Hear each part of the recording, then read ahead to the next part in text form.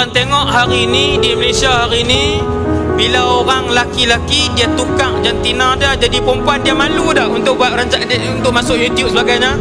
Dia tak malu, dia tak segan. Bahkan rancangan dia puluh ribu orang tengok.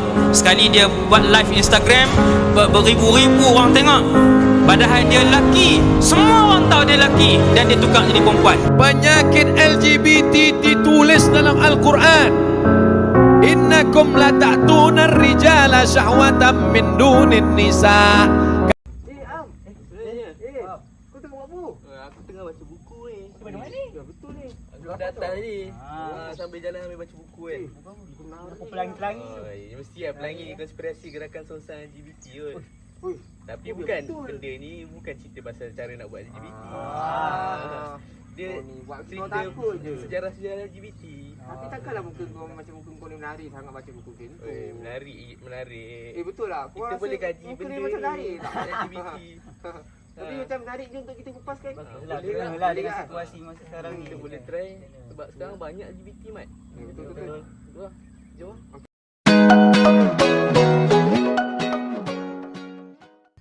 Saya dapat daripada rakan saya sendiri adalah buku ini, Konsentrasi LGBT ini. Buku ini mengandungi banyak pelbagai segmen-segmen yang menarik yang kita boleh kupaskan bersama rakan saya. Dan buku ini juga ditulis oleh Hasanina Hassan, yang mana mereka telah pun menulis buku ini sejak berzaman-zaman lagi. So kita boleh kupaskan selepas ini bersama rakan-rakan saya. Assalamualaikum, bersama saya, moderator anda untuk hari ini. So tanpa membuang masa, dan saya ingin mengupaskan lebih lanjut tentang apakah itu LGBT dan konsentrasi LGBT bersama rakan-rakan saya sendiri. Inilah rakan-rakan saya, inilah panel untuk pada hari ini. So tanpa membuang masa, saya bertanya kepada Tuan Haji Smith sendiri. Apakah itu LGBT? Boleh tak beritahu kepada kami semua apakah itu LGBT sebenarnya? Okey, baiklah. Di sini saya akan menyatakanlah LGBT merupakan satu singkatanlah bagi perkataan lesbian, gay, bisexual dan juga transseksual ataupun dikenali sebagai transgender. Okey, pertama sekali kita sentuh pada bahagian lesbian. Okey, lesbian adalah hubungan seksual yang berlaku antara wanita dan juga wanita lah. Okey, apa yang kita lihat sekarang, isu ini berlaku dalam masyarakat kita yang makin tular, yang banyak kita tengok di media sosial sendirilah, peningkatan makin banyak. Seterusnya kita tengok pada iaitu gay.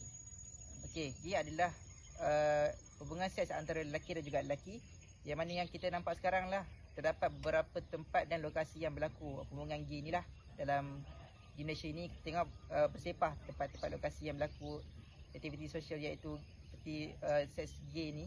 Okey, seterusnya kita seterusnya adalah bisexual, iaitu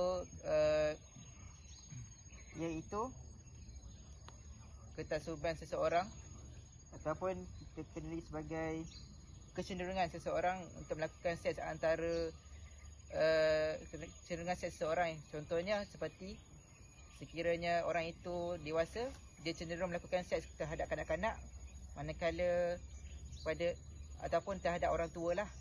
Okey.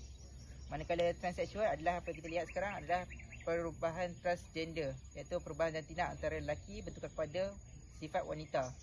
Apa yang kita kenali sebagai itu pondan lah. Okey, transgender ni berlaku semakin tahun semakin meningkat lah dalam kalangan masyarakat kita yang kita lihat, yang apa yang kita lihat sekarang lah. Okey. Okey, saya pulangkan balik kepada moderator. Okey.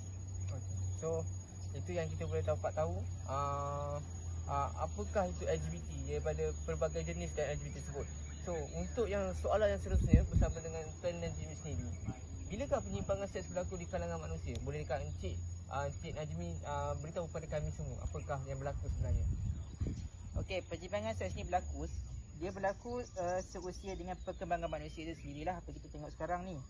Okey, bagi masyarakat kita, kegiatan persimpangan seks ni dianggap sebagai bercanggah dengan nilai kesopanan dan tidak normal lah. Apa yang kita tengok sekarang, kita tengok masyarakat ni dia bergaul bebas lah, tanpa sepadan, yang mana lelaki dengan lelaki tu bersentuhan antara sesama sendiri. Walaupun kita anggap benda tu normal, tetapi apa yang dimainkan di fikiran orang lain adalah berbeza lah.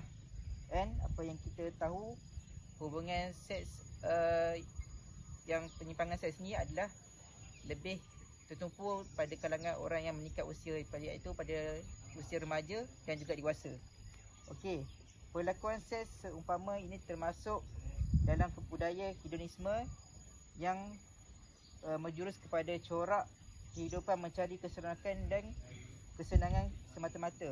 Contohnya, dia melakukan seks dalam perhubungan itu mereka untuk mencari seronok dan tidak memikirkan apa-apa kesan yang akan berlaku sedemikian yang akan datang. Okey, saya akan pulang balik kepada moderator kita. Okey, iaitu Encik Hafiz. Okey. So terima kasih kepada Encik Azmi, dan kita semua tahu apakah itu penyimpangan dan apakah itu LGBT. So tanpa membuang masa lagi, kita pergi ke segmen yang kedua, iaitu kita bersama dengan Encik Arif. Tahu apakah itu penyimpangan dan apakah itu LGBT. So tanpa membuang masa lagi, kita pergi ke segmen yang kedua, iaitu kita bersama dengan Encik Arif, yang di manakah kita nak tahu sebab-sebab berlakunya seks songsang ini di kalangan manusia dan di dunia juga yang berlaku. Tolong beritahu kepada kami semua. Right, Assalamualaikum. InsyaAllah, seperti yang Hafiz ajukan soalan kepada saya, iaitu terdapat banyak sebab sebenarnya yang kita boleh dapati, iaitu yang sebenarnya boleh mendorongkan untuk kemunculan golongan ini di dalam masyarakat, tidak kira di masyarakat di Malaysia ataupun masyarakat di seluruh dunia. Iaitu seperti mana yang kita tahu, terutama sekali di Malaysia, adalah bercanggahlah dengan norma kebiasaan di dalam sesebuah masyarakat dan juga kehidupan manusia, terutama sekali umat Islam. Iaitu antara sebab-sebab yang kita boleh dapati adalah iaitu kebebasan yang terlampau keterlaluan dan juga tanpa batasan, tak ada limit langsung. Iaitu penerimaan sebahagian masyarakat terhadap golongan homoseks dan juga biseksual ini telah jadikan perbuatan bukan setakat kelihatan normal, but diterima as satu perkara yang betul. So bila masyarakat telah melayan mereka seperti itu, dia telah membuka ruang kepada mereka untuk lebih selesa dan juga lebih berani untuk melakukan perkara terkutuk sebegitu dengan secara rambang dan tanpa rasa malu sedikit pun dalam hati mereka. Seterusnya adalah sokongan daripada pihak-pihak tertentu. Tidak kira lah sama ada dari pihak pemimpin ataupun dari segi pihak masyarakat biasa. Walaupun menteri di Kementerian Pembangunan Kerajaan dan Tempatan, iaitu Ngah Koming, telah menegaskan pada bulan lepas bahawa kerajaan Malaysia memang tidak akan sesekali akan menyokong LGBT ni. Tapi seperti mana yang kita tengok, seperti mana yang kita lihat, walau bagaimanapun masih ada lagi kumpulan NGO ataupun individu-individu yang masih menyokong golongan-golongan LGBT ni, sama ada secara silently, iaitu secara senyap, ataupun secara terbuka. Iaitu tindakan ini adalah salah satu galakan lah bagi mereka yang golongan seks songsang dan juga LGBT ini untuk mereka mempertahankan kecenderungan mereka dalam perbuatan yang luar tabi'i ini. Iaitu, dan seperti mana kalau nak tahu, kalau penghinaan dan juga ejekan kepada golongan LGBT dan juga seks songsang ni sebenarnya adalah memotivasikan lagi mereka untuk lebih berani, dan juga kerana mereka akan berkata, oh ini adalah penganiayaan kepada kami. So diorang akan gunakan alasan itu untuk diorang terus berani dan cari diorang punya hak kebebasan. Seterusnya adalah, ini terutama sekali ada golongan homoseksual, iaitu orientasi kepada mereka berpunca daripada pengalaman kehidupan mereka sendiri dan bukannya sebab oleh kelainan fizikal semasa mereka kelahiran. Kerana sebahagian ada yang mengatakan bahawa golongan ini adalah kerana semasa dia lahir maybe dia ada sedikit, dia physically maybe ada sedikit macam perempuan, contohnya lelaki ni ada physically sedikit macam perempuan. Tetapi sebenarnya tidak, itu tidak memberi kesan pun. Tetapi yang memberi kesannya adalah life experience sendiri dalam hidup mereka, iaitu sepanjang hidup mereka apa yang diorang telah didedahkan. Iaitu dengan itu kita akan sebab-sebab yang lain juga adalah pendedahan sosial kanak-kanak sejak kecil lagi. Iaitu ini para ibu bapa perlu tekankan ini sejak ibu bapa lahirkan lagi anak-anak mereka. Kerana ini adalah merupakan peranan yang penting dalam pembentukan identiti seks seseorang. Maksudnya bila anak-anak seorang itu telah lahir, ibu bapa sepatutnya kena guide lah and tunjukkan jalan betul yang benar. Kalau betul jantina ni adalah lelaki, ajar dia cara dengan dan juga bangunkan dia dengan cara yang lelaki, bukannya dengan guide dengan ke arah yang perempuan dan sebagainya. Seterusnya adalah kegagalan mendapat kepuasan dengan pasangan sendiri. Ini kita dapat lihat melalui pasangan yang suami isteri yang sudah baru berkahwin ataupun yang sudah lama berkahwin, dua-dua boleh diterima pakai. Iaitu sebahagian daripada mereka dengan alasan mereka cakap, dengan isteri aku tak puas. Aku tak puas untuk mengadakan hubungan seks dengan dia. So that's why aku langgan ataupun aku cari orang baru, iaitu dengan pasangan yang sesama jenis. So dengan itu diorang puaskan nafsu diorang. So insyaAllah saya akan serahkan semula kepada moderator. Okey. Bukan slot seterusnya. Okey, so terima kasih kerana memberikan satu pandangan apakah yang berlaku seks sontak ini. So, kita bersama dengan Encik Zaim, Encik Arif sendiri ataupun dipanggil Zaim. Okey. So, macam mana dan apakah corak yang ada dalam hubungan sejenis ni? Boleh beritahu kepada kami semua? Kami ingin tahu tak benda tu? Okey, corak dan juga jenis. Sepatutnya semua bentuk hubungan sejenis ni tidak kira lah. Dia mempunyai ciri-ciri yang hampir sama. Iaitu gay ke, sama ada dia gay, bisexual, transseksual, pengkit, even gigolo sekalipun, mereka ni sentiasa menyokong dan lindungi antara satu sama lain. Iaitu diorang akan backup each other antara satu sama lain. So, sampai ke satu tahap, diorang dah macam anggap membentukkan satu family gantian, iaitu replacement family dah. Kerana masing-masing akan support jika kalau ada orang memberikan kecaman sebagainya, masing-masing akan support mereka. Dan hidup seperti pasangan heteroseksual. Dan seterusnya, corak hubungan yang paling popular sekali dan sering diamalkan adalah mereka akan menjalani kehidupan seperti suami isteri biasa. Iaitu contoh seperti pasangan yang biasa, iaitu lelaki dan perempuan lah. Tetapi ini hubungan sesama jenis, diorang akan anggap juga seperti biasa. Iaitu diorang, dan untuk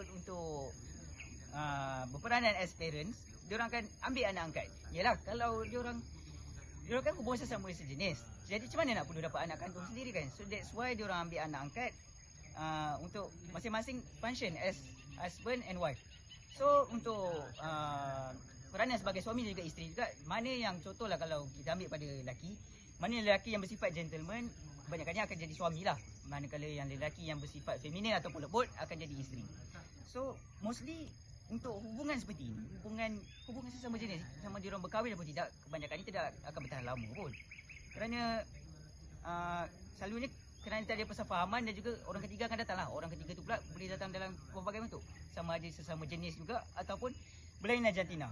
So kerana so that's why dah tiada lagi sehaluan. So tidak dapat berkekalan lama lah.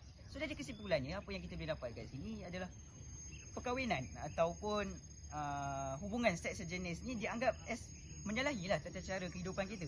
Dan para expertise dan juga pekaji sendiri pun juga beranggapan tidak dapat terima perkahwinan sejenis as satu model hubungan yang biasa. Ia ada satu hubungan yang luar biasa dan juga aneh sebenarnya.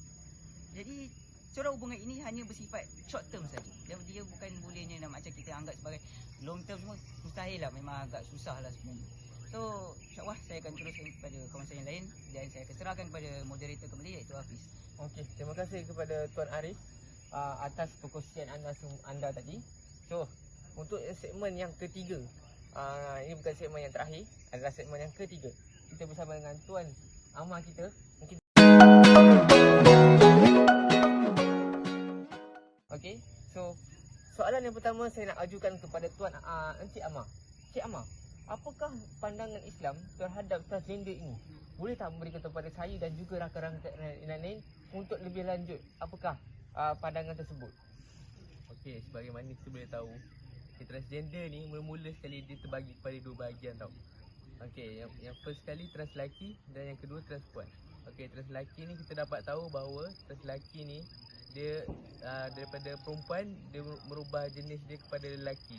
Macam dia tukar dia punya alat sulit, dia menambah dia buang dia punya ni, dia punya payudara apa semua kan. Okey, yang seterusnya kita pergi ke trans perempuan. Okey, trans perempuan ni dia daripada lelaki bertukar kepada perempuan.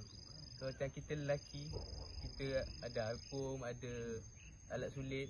So dia bertukar kepada perempuan, dia buang alat sulit, dia buang alkum, lepas tu dia tambah payudara. Jadi kat situ kita boleh tengok dia merubahkan jantina kita daripada lelaki kepada perempuan. Okey, so kat sini kita boleh dapat tahu bahawa transgender ni merubah-rubah kita punya rupa bentuk asli kita yang sempurna, kita merubah dia menjadi kepada yang lain. So kat sini kita boleh dapat tahu bahawa orang ni Islam sangatlah melarang perkara transgender ni, iaitu menokok tambah ataupun merubah bahagian badan yang sempurna. Dalam riwayat hadis Rasulullah SAW pernah bersabda, la'ana Rasulullah SAW al-mutasyabbihina bin nisa' wal rijal wal mutasyabbihatu bir rijal wan nisa'. Maksudnya kat sini Nabi Muhammad SAW sangatlah melaknat pada kaum lelaki yang berubah jadi perempuan dan perempuan yang berubah jadi lelaki. So kat sini kita dapat tahu memang terang-terang dalam Islam ni dia melarang. Sama ada dia menyerupai pun dalam hadis tadi pun dia dah melarang. Apatah lagi kita merubah-rubah kita punya rupa bentuk sendiri kepada yang lain. So kat sini dapat tahu bahawa Islam amatlah melarang sekeras-kerasnya untuk merubah-rubah kita punya keaslian kita. So seterusnya saya serahkan kembali ke moderator kita, iaitu Muhammad Hafiz. Okey, terima kasih Encik Amar. Okey. Kita ada lagi 2 soalan yang ingin saya ajukan kepada Encik Amar. Okey. Yang soalan yang kedua. Boleh tak terangkan kisah yang berlaku kepada golongan LGBT ni? Kami semua nak tahu apakah kisah yang berlaku di sebalik golongan ini. Okey, sebagaimana kita dah pernah dengar lah, iaitu kaum Nabi Lut. Okey, dia bukannya kaum Nabi Lut tau, tapi Nabi Lut ni diutuskan kepada kaum Sodom ni untuk memperbaikkan diorang lah. Kalau kita dapat tahu kaum Sodom ni, dia antara kaum-kaum yang memulai dulu LGBT ni. So kat sini kita dapat tahu Nabi Lut diutuskan oleh Allah kepada kaum Sodom ni untuk memperbetulkan dia. So Nabi Lut ni dia diutuskan untuk memperbetulkan kaum Sodom. Okey, so kaum Sodom ni dia amat-amat menolak kaum Nabi Lut supaya diorang lebih menyokong, bagaimana Zaim telah memberitahu yang dia kaum Nabi Lut LGBT ni sendiri dia menyokong antara satu sama lain dan menolak Nabi Lut sendiri. So kat sini dia mencabar ke izin Tuhan. So dengan izin Tuhan turunnya hujan batu dan tempat tu sendiri diterbalikkan oleh Allah Subhanahu Wa Taala. So kat sini kita dapat tahu yang LGBT ni amatlah dilarang, dan hubungan seks songsang ni Allah memang melarang sekuat-kuatnya. Terus saya berikan kepada moderator saya kembali. Okey. Itu yang apa kita boleh dengar daripada Encik Amar, bagaimana kisah yang berlaku kepada kaum Nabi Lut sendiri, di mana Allah telah memberikan azab kepada mereka atas perbuatan mereka sendiri. So, soalan yang terakhir yang saya nak ajukan kepada Tuan Encik Amar sendiri. Mesti ada penyakit kan Encik Amar yang diperoleh daripada melakukan LGBT ni. Boleh tak Encik Amar berikan tahu kepada kami apakah penyakit tersebut? Okey, dia antara kesan daripada melakukan LGBT ni, dia terdapat banyak penyakit. Salah satunya yang familiar sekarang kita dapat tahu yang penyakit HIV lah. Kalau HIV ni mana-mana pun sebelum kita kahwin pun kita akan cek sama ada kita mempunyai penyakit HIV ataupun tidak. So dengan perkara homoseksual ni, dia boleh melibatkan penyakit HIV. Seterusnya dia ada penyakit seterusnya dia sifilis. Okay, sifilis ni iaitu penyakit kelamin. Penyakit alat kelamin kita yang serius disebabkan oleh kuman. So apabila kita melakukan perkara homoseksual ni, jadi dia boleh menyebabkan jangkitan kepada kemaluan kita. Dari segi dia boleh merebak melalui dalam darah, air liur, air mani dan cairan vagina sendiri. Seterusnya herpes zoster. Okey, herpes zoster ni dia penyakit urat saraf kita lah.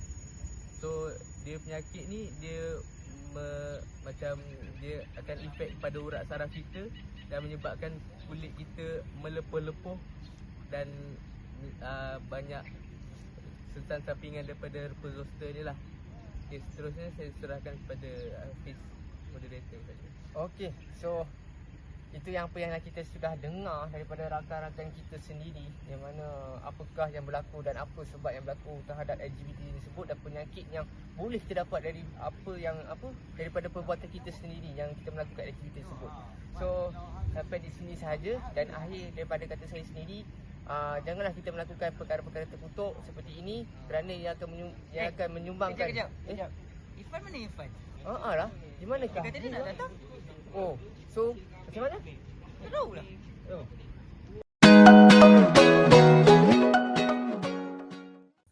Okey, bersama pula kepada saya iaitu berkaitan dengan sejarah. Macam mana sejarah budaya seks di Timur Tengah. Jadi sejarah budaya seks di Timur Tengah ni dia bermula dengan agama yang mana dia asal usul daripada sodomi berlaku di tempat penyembahan dewa-dewa androgini, iaitu dewa yang mempunyai perwatakan seksual lelaki dan perempuan. Hubungan seks ni dijalin Tuhan-Tuhan melalui perantaraan seperti paderi lelaki dan paderi perempuan, dan piramid tu menjadi sumber alat kelamin ke antara lelaki dan wanita. Jadi seterusnya iaitu berkaitan dengan masyarakat Mesir lah, di mana mereka melakukan ni telah sekian lama. Yang mana wanita yang melakukan perzinaan boleh dikenakan hukuman berat seperti dibakar hidup-hidup, lelaki boleh bergaul dengan secara bebas dengan gundik, iaitu melakukan hubungan seks antara dengan lelaki lain. Tidak ada pantang larang. Tidak ada pantang larang untuk kaum lelaki untuk melakukan sumpah mahram. Malahan tidak ada istilah homoseksual dan biseksual dalam masyarakat mereka tersendiri. Yang seterusnya iaitu mereka menyokong